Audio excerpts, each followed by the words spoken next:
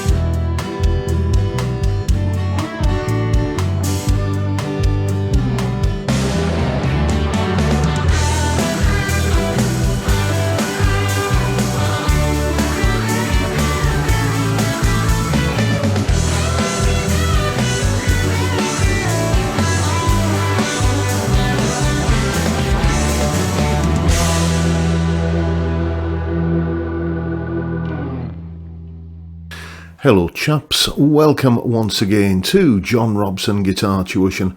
As always, I do hope you're well. That was the pentatonic scale, in every position, all over the neck, just kind of flowing freely from one to another. And that's what we're talking about today, learning the different positions of the pentatonic scale and how to do it. People often ask me, why do you bang on so much about the pentatonic scale? Well, it's because it's important, okay? It's the basic genesis of every scale we use. In our culture, in Western culture, you find the pentatonic scale can be traced all the way back to Pythagoras. He figured out the mathematics of it. I've done videos on this in the past, but I won't bore you with all of that kind of nerdy science now. But, if you look at, Celtic folk music, the pentatonic scale is at the core of it. If you look at, let's say, indigenous music from places as far apart as sub-Saharan Africa through to China and Japan, Australasia, kind of Maori and Aboriginal music is very pentatonic. Indian music, very pentatonic. There's just something hardwired into us as human beings that, is attracted to that scale for some reason. And because the pentatonic scale has 5 notes in it, and pretty much every other scale that you're going to end up playing as you progress, things like major scales and their modes like the Mixolydian and Dorian and yada yada yada, all that sort of stuff, right? They all have 7 notes in them. So the pentatonic scale is 5/7 of every scale that you're possibly going to need. Think of it in those sort of terms, and it becomes apparent why this is, a good leg up to learning all of those other scales. Anyway, that's the reason why I kind of major on the pentatonic scale, if you'll excuse the pun, and maybe minor on it as well. That's the reason why I talk about it so much, and how I figured it out, how I figured out where all of the notes are beyond that obvious first pattern that most of us learn, was a little bit of a journey of discovery for me, and it involves the idea that maybe a broken string or two is no bad thing. Here's some information. Here is the explanation. Okay, as a fledgling novice guitarist, once I'd got past the point where I was playing chords like that and then graduate onto bar chords and stuff like that. I wanted to play some lead guitar. I was massively into 50s rock and roll at the time. It was big, culturally very big back then in the late 70s, early 80s. And I had this compilation album, or maybe this was a single I had, I can't remember, but I definitely had a copy of the old Johnny Kidd and the Pirates tune, Shaking All Over. And I managed to figure out the riff from the beginning of that, which is this. You know, so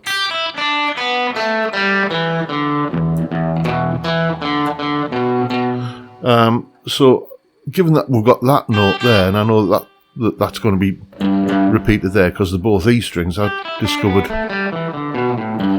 this shape from that little riff. Okay, and just figured it out by ear, just messing around this area of the neck. I think I could probably tell that I was hearing open strings, although whether I was conscious of the fact that I knew that or not, but it just seemed, you know, that it seemed right to kind of try and find the notes down there. A little bit of experimentation, I found those notes, and I discovered what we now know is a pentatonic scale.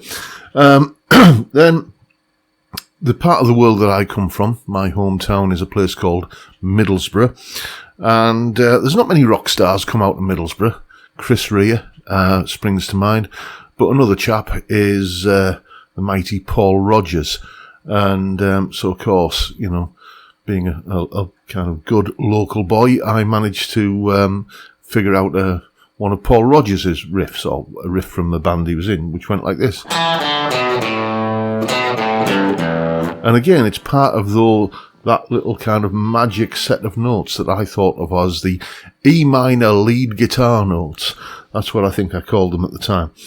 And, you know, I figured out that there were other things that were current in the charts at the time. I remember being quite the Jack the Lad when I could impress the girls in the school music room by playing the latest Adam and the Ants hit.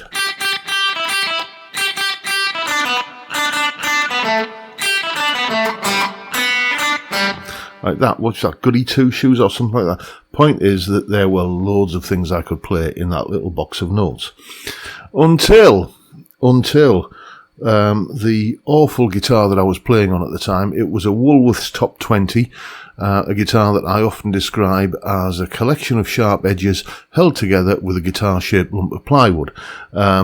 It's difficult to tell whether it cut me more than it cut the strings. It used to absolutely devour strings. So quite often this string would go. And it would always be, you know, Murphy's Law. It would always be on a Monday night. I've come home from school and, you know, I'm desperate to play the guitar, tuning up. Boing, there goes that top E string. I haven't got that note anymore. But that didn't matter. I could find a way through. Because in those days, we didn't have these. We used to tune it by ear. You used to get this string in tune to some external reference like a pitch pipe, go to the 5th fret on that string, that gives you the note to tune. The next string, go to the 5th fret on that string, there's the note to tune the next string, and so on. 5th fret on the D string gives you the note to tune the G, 4th fret on the G gives you the note to tune the B string, and the 5th fret on the B string gives you the note to tune the E string to. So if I knew I needed 3rd fret and open on the E string, well, this is the same as the open E string, and there's essentially the 3rd fret, the note 3 frets above it. So I could go, if I wanted to play that Johnny Kidd and the Pirates thing, but that involves movement. Can I figure out where the rest of those notes are, you know, further up the neck? And, well, again, I'm just thinking in terms of the tuning. So if I'm wanting these two notes here, I know that that open string is the same as the 4th fret on that string. So what I'm going to do, instead of playing that, I'm going to play, instead of that note, I'm going to play that one, and then the note 3 frets above it, which is there. So I can go, and then, you know, Well, that's again using that tuning method. And I can now play the lick down here. Like that.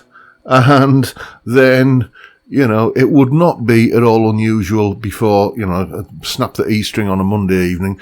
Maybe by Wednesday, the B string's gone as well. You know, and I can't get into the town centre to the little Hamilton's Music Emporium. It was on Grange Road, I think, in Middlesbrough, long since gone. But I couldn't get into town until Saturday morning to get a new string or strings, because you bought them one at a time in those days, pocket money willing. So then I would just kind of, again, do that tuning thing and think, well, if I know that that is there, and I know that that's 4 frets above the open string, and I know that this note here is the same as the open string, then I know that that note is 1, 2, 3, 4 up from there. And it all kind of adds up. So, you know, I would then be able to, you know, or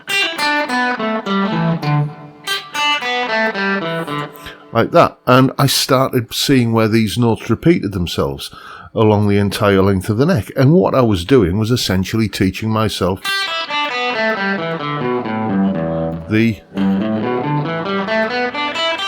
pentatonic box patterns just through having to, because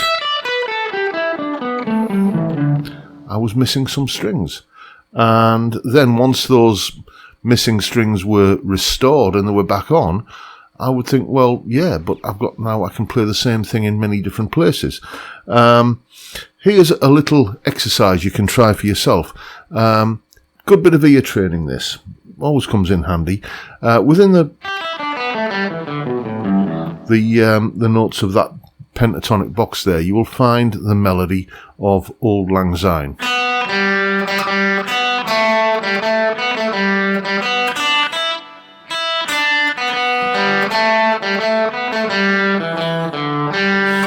And then you can find it here as well.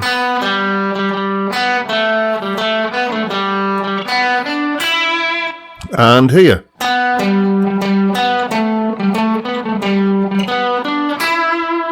And in all the different places of the neck.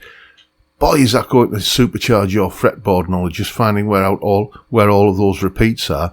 And all you've got to do is pretend that you've broken a string, and you will be able to figure things out for yourself. Much better than trying to memorize something that you've seen on, you know, in a book or a magazine or on a website or on a YouTube video even. You know, figure it out for yourself. You'll remember it better. And there's nothing drives that sort of that curiosity more than when you're desperate to play the guitar, but there's a string missing. Don't replace that string. Find the notes that you need on another string, and your fretboard knowledge will expand because of that. So there you go. Now you know what to do. Go away and have some fun. So there you go. Do you see what I mean? A broken string is not necessarily the end of the world. In fact, it can be beneficial. There is, of course, a full tab for the solo that we kicked the video off with in both Guitar Pro and PDF formats, along with a clip of me playing it and the jam track I was playing along with, and I'll put that little bit of blurb there, that explanation up there as well. It's all up on my Patreon page. There's the address, link in the description. As I'm sure you know by now, $3 or about £3 a month gets you access to all of these additional goodies and resources that go along with these YouTube videos. And of course, a humongous, massive thank you to everyone who supports me in that, or any of the other ways, all of which are downstairs in the description. But that's it for today, folks. Hope you've enjoyed the video and found it useful in some small way, and if that's the case, please hit the subscribe button and the notification bell if you haven't already done so. Why not drop me a like as well while you're at it? And of course, don't forget the live stream every Friday, 5 PM UK time, where we drink beer and talk about stuff. That's it. That's all we do. But it's a great way to kick off the weekend, and I'd love to see you there if you can make it. But for now, I'll bid you all a good day and say thank you so much for watching. Thank you for your time. Look after yourselves, folks. Stay well, stay safe, and above all, stay sane. Bye for now.